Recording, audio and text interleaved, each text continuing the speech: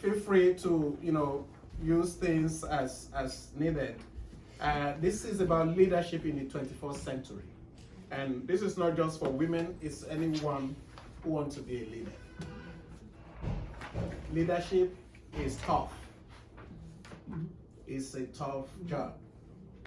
It's hard to be a leader. You must be willing to do everything that we read about Abigail. You must be confident and at the same time be humble. You must be willing to take insults. Not because you are stupid, but because you know the one you are serving. Everything that happened to Jesus will happen to you. There was a place he displayed his power. He actually displayed his power in many places. He healed, but he was also insulted. He was called names. He was beaten.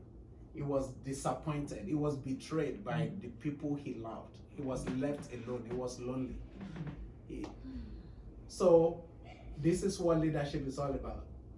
And in these last 9 years at Grace Chapel, I've felt all this. There are people who don't even acknowledge what you are doing to them. Just like Nabal did to David. They even throw it at you. They throw it as if it's your job to do that. But when you know who you are working for, you don't look at what they are doing. You keep your eyes on Jesus and looking unto Jesus, the author and finisher of our faith.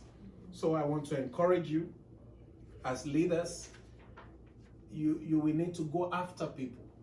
It's not, I've called her several times, she doesn't answer. No.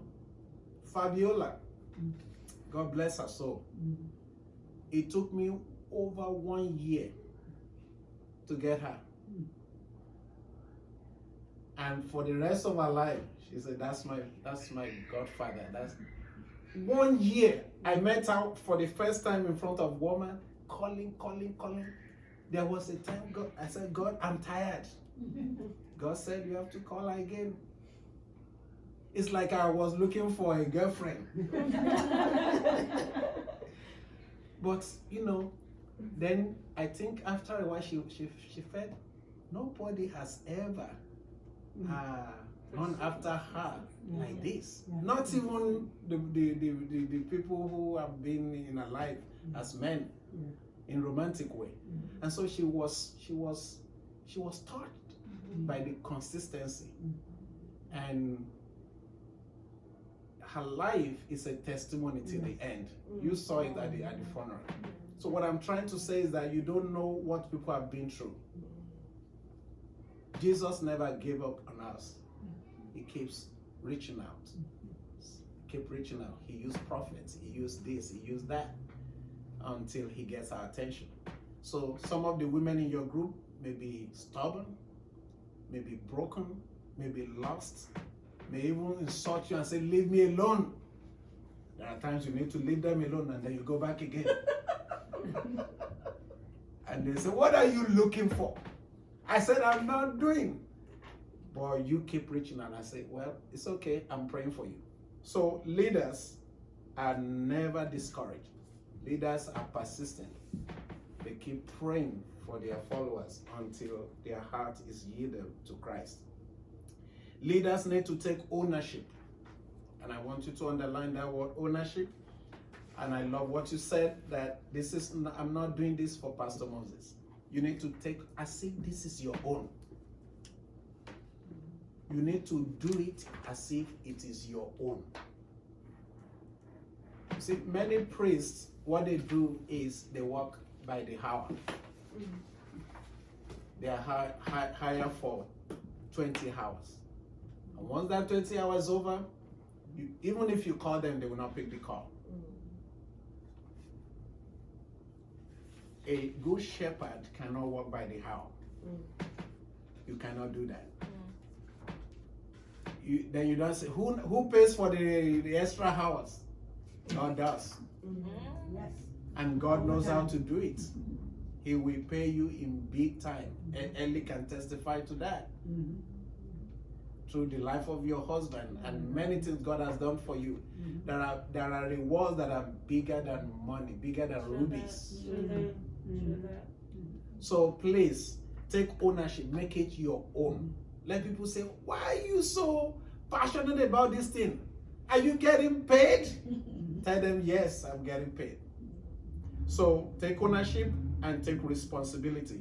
You need passion, you need prayer. You need prayer. I cannot say that too much. You need prayer. You need to pray for the people in your group, and you need to be persistent. That is what I want to say about leadership in the 21st century. I don't know if anybody wants to add to that before we change the video. Well, if you're pursuing someone too, and you feel like you're doing it consistently and this person is not responding to you, you just go in prayer, because the Holy Spirit has a way of telling you, drop that nugget in your spirit, and you go to that person and you say, you just say this and that, and they're like, oh, okay, fine, you got my attention, now what's up? So I definitely agree with prayer. Amen. And there are times it's just a text message. You know, I've sent some text message and that person will say, how did you know what was going on? They've said the text message came at the right time. Yes. Oof, I know those messages. So what? It is God moving your hands. It's not you. Can I tell you a story that just happened to me yesterday? One of the counselors' sons died, 22 years old, was born with a disease and eventually died. And his father had been writing on Facebook, and they're all devastated and everything. So I sent him a message and I said, and I told him about Ricky talking to me. I said, don't let people tell you that he's not talking to you. I said, I sometimes I'll feel a breeze go across me in the house, a wind. It's something. So if all of us are feeling this, it can't be wrong. Amen. So he messaged me back. He said, Ellie, it's so strange. When I was at the funeral, a wind came over me. He said, nobody else felt it. There was no wind blowing. So, it was just so nice. Sometimes, and he's a very spiritual person. Amen. He writes prayers every day, he writes the Bible verses on Facebook. And he's this big, tough guy that rides a three-wheeler motorcycle. Because he won't ride a two-wheeler. And today I went by the funeral parlor, and it was at the different place in Chicago. And he had his motorcycle, the three-wheeler motorcycle with the ark. The ark that you can get to put the tabernacle urn in. That was, he was added on a trailer. Wow. So he was gonna ride the motorcycle. Isn't that beautiful? Wow. Amen. Lastly, before we leave this place of leadership in the 21st century that is becoming very hard, the devil is really working extra hour to discourage people from especially true Christian leadership. Absolutely. So again, once you stay with the source, you will be fine. Once you stay connected to the source, you will be fine. Don't quit. Don't let anything make you to feel I'm down. At such time, go back to God who has called you. Number 3, small group tools.